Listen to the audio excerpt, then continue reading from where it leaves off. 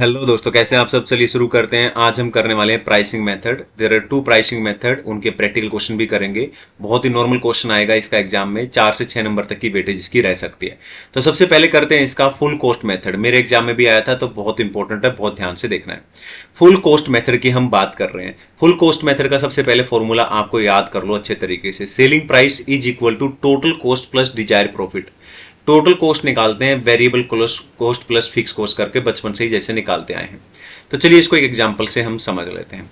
ठीक है ना, एग्जांपल यानी कि क्वेश्चन से। एक क्वेश्चन है, पेन मैन्युफैक्चरर है कोई, ठीक है, और उसकी एस्टिमेटेड प्रोडक्शन दे रखा है 10,000 यूनिट। याद रखना पूरा क्वेश्चन एस्टिमेटेड प्रोडक्शन पे ही चलेगा, बस फिक्स कॉस्ट को छोड़कर। फिक्स कॉस्ट जो होता है उसके लिए नॉर्मल कैपेसिटी पे हम उस क्वेश्चन को करते हैं, यानी फिक्स कॉस्ट निकालते टाइम नॉर्मल कैपेसिटी का यूज करते हैं। बाकी पूरा क्वेश्चन एस्टिमेटेड प्रोडक्शन पे चलेगा। इंस्टॉल्ड कैपेसिटी अगर आपको दे रखी हो तो इंस्टॉल्ड कैपेसिटी का कोई मतलब नहीं है, उसको इग्नोर कर देना है आपको। ठीक है, आगे चलते हैं। कॉस्ट स्ट्रक्चर दे रखा है। कॉस्ट स्ट्रक्चर में दे रखा है direct material 9 rupees, direct labour 6 रुपए, वेरिएबल ओवरहेड 5 रुपए और फिक्स्ड ओवरहेड यानी फिक्स कॉस्ट दे रखी है 10 रुपीज। टोटल कॉस्ट है 30। तो यहां तक ये तीनों मिला के आपके बन गए वेरिएबल कॉस्ट, ठीक है ना, और ये हो गया आपका फिक्स कॉस्ट। और नीचे कहता है डिजायर प्रॉफिट है 25% ऑन कॉस्ट। ये भी ध्यान रखना किस पे है, ये कॉस्ट पे है, तो ये दे रखा है। बाकी आगे कहता है फुल कॉस्ट मेथड का यूज करते हुए सेलिंग प्राइस पर यूनिट निकालना है। तो चलिए जैसे कि हमने फॉर्मूला सीखा वही काम करेंगे। पहले टोटल कॉस्ट प्लस में डिजायर प्रॉफिट है। टोटल कॉस्ट का मतलब क्या होता है, variable cost plus fix cost यानी टोटल कॉस्ट, डी प्लस में, ठीक है ना, डिजायर प्रॉफिट, तो क्या निकल जाएगा अपना, ठीक है ना, सेलिंग प्राइस निकल जाएगा। ठीक है ना, लेकिन ये सेलिंग प्राइस टोटल निकलेगा। अगर हमें पर यूनिट निकालना है तो इसको यूनिट से मल्टीप्लाई डिवाइड कर देंगे। ठीक है, तो चलिए निकालते हैं। तो सबसे पहले बात करते हैं वेरिएबल कॉस्ट की।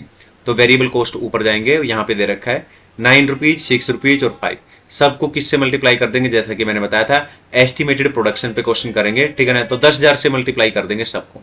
तो यहाँ पे आप देख सकते हैं 10,000 10,000 10,000। डायरेक्ट मटेरियल 9 रुपीज है, डायरेक्ट लेबर 6 रुपीज है, वेरिएबल ओवरहेड 5 रुपए है। तो ये आपका वेरिएबल कॉस्ट निकल गया। फिक्स कॉस्ट कैसे निकालेंगे, फिक्स कॉस्ट निकालेंगे नॉर्मल कैपेसिटी के ऊपर। फिक्स कॉस्ट दे रखा है 10 रुपए, ठीक है ना, आप ऊपर जाएंगे तो यहाँ पे देख सकते हैं फिक्स कॉस्ट है, ठीक है ना, 10 रुपीज। लेकिन निकालेंगे किस पे, इसको नॉर्मल कैपेसिटी जो कि 8,000 दे रखी है। तो 8,000 इंटू 10 80,000 ये हो गया। दोनों इन सबको प्लस कर दो, यानी वेरिएबल प्लस फिक्स को अगर प्लस करोगे तो टोटल कॉस्ट आ जाएगा। और प्रॉफिट क्वेश्चन में बता रखा है 25% ऑन कॉस्ट, तो कॉस्ट अपनी इतनी है तो इसका 25% निकाल दो 70। दोनों को प्लस करो, ये टोटल सेल आ गई है। ठीक है ना, अब ये जो आए है ये पर यूनिट निकालनी है हमें। ठीक है ना, तो पर यूनिट कैसे निकालेंगे, नंबर ऑफ यूनिट से डिवाइड कर दो। याद रखना इसको भी जो पूरा क्वेश्चन मैंने बोला था 10,000, तो 10,000 पे ही इसको निकालेंगे। ठीक है ना, 10,000 यूनिट से ही डिवाइड करना है। तो पर यूनिट जो रुपीज आया है 35 पर यूनिट आया है, तो 2 नंबर का क्वेश्चन आएगा इतना बड़ा। ठीक है, तो आई होप ये भी क्लियर है। अब दूसरी जो चीज है यहाँ पर वो देख लेते हैं। ठीक है ना, दूसरा जो मेथड है उसकी बात कर लेते हैं। दूसरा मेथड है यहाँ पे full cost method based on ROI और ROCE। ठीक है ना, ये क्वेश्चन मेरे एग्जाम में आया था। ठीक है, तो इसका फॉर्मूला याद कर लो जैसे उसका था सेलिंग प्राइस, टोटल कॉस्ट उसमें भी था, इसमें भी है वही फॉर्मूला, वेरिएबल कॉस्ट प्लस में फिक्स कॉस्ट। वहां डिजायर प्रॉफिट था, यहाँ पे डिजायर ROI और ROCE है। तो ROI या ROCE डिजायर कैसे निकालते हैं, capital employed multiply by ROI या ROCE। ठीक है ना, तो आ जाते हैं क्वेश्चन के ऊपर। मान लेते हैं कि एक कंपनी है बोतल मैन्युफैक्चर करती है। ठीक है ना, एस्टिमेटेड प्रोडक्शन मैंने पहले ही बता चुका हूं कि एस्टिमेटेड प्रोडक्शन पे ही काम करना होता है ना, क्लियर है। और कॉस्ट दे रखी है वेरिएबल और फिक्स, यहाँ पे तो निकाल के ही दे रखी है। टोटल कॉस्ट सीधी सीधी निकल जाएगी, 3 और 2 5 लाख रुपए। और कैपिटल एम्प्लॉयड के अंदर फिक्स्ड और करंट एसेट्स, ठीक है ना, फिक्स्ड एसेट्स और करंट एसेट दे रखा है, यानी 20 लाख रुपए कैपिटल एम्प्लॉयड होगी आपकी। ROI का रेट भी दे रखा है 20%। और सेलिंग प्राइस पर यूनिट निकालनी है, तो कितना आसान है। तो हमें क्या करना है, सबसे पहले फॉर्मूला लिख लो। Selling price is equal to total cost plus में डिजायर्ड ROI। टोटल कॉस्ट जैसा कि मैंने ऊपर बताया वेरिएबल प्लस में फिक्स्ड, ये रहा 3 प्लस में 2, 5 लाख हो गया है, तो नीचे लिख दो 5 लाख।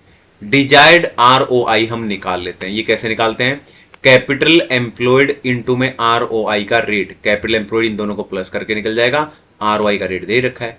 तो 20 लाख इंटू में 20% 4 लाख आ गया। 4 लाख को यहाँ लिख दो, फिर 5 + 4 9 लाख। और 9 लाख पर यूनिट निकालना है अब हमें। ठीक है ना, तो पर यूनिट यानी कि पर यूनिट कैसे निकालेंगे, सेलिंग प्राइस पर यूनिट। तो 9 लाख आ गया है, डिवाइड कर दो ठीक है ना, टोटल जो एस्टिमेटेड नंबर ऑफ यूनिट्स है यानी एस्टिमेटेड प्रोडक्शन 2 लाख, तो 2 लाख से हम यहाँ पे इसको डिवाइड कर देंगे, 4.5 पर यूनिट यहाँ पे आंसर आ जाता है। तो ये था, ठीक है ना, एक बहुत ही इंपॉर्टेंट एग्जाम के लिए क्वेश्चन, ठीक है ना, विद प्रैक्टिकल क्वेश्चन और कॉन्सेप्ट प्राइसिंग मेथड, जो कि आपके एग्जाम में 4 से 6 नंबर तक की वेटेज रख सकता है। बिल्कुल आसान से 2 MCQ आपसे पूछे जाएंगे। तो आज के लिए इतना ही और मिलते हैं नेक्स्ट क्लास के अंदर। तो कंप्लीट थ्योरी डल चुकी है, आप लोग प्ले लिस्ट में जाके चेक कर सकते हैं। बहुत सारे प्रैक्टिकल क्वेश्चन मैंने डाल दिए हैं, बहुत सारे जो थ्योरी डाल दिए हैं, और जितने भी थ्योरी और प्रैक्टिकल क्वेश्चन डाले गए हैं टॉपिक बना बना के, जैसे ये टॉपिक बनाए हैं ऐसे डाले गए हैं। हर एक टॉपिक आप लिख लो, समझ लो, बहुत ज़्यादा इंपॉर्टेंट है एग्जाम के लिए, ठीक है। और आप बस इतनी ही चीज़ें से आपका काम चल जाएगा, ठीक है। आज के लिए इतना ही, मिलते हैं नेक्स्ट क्लास के अंदर with a new topic. Bye.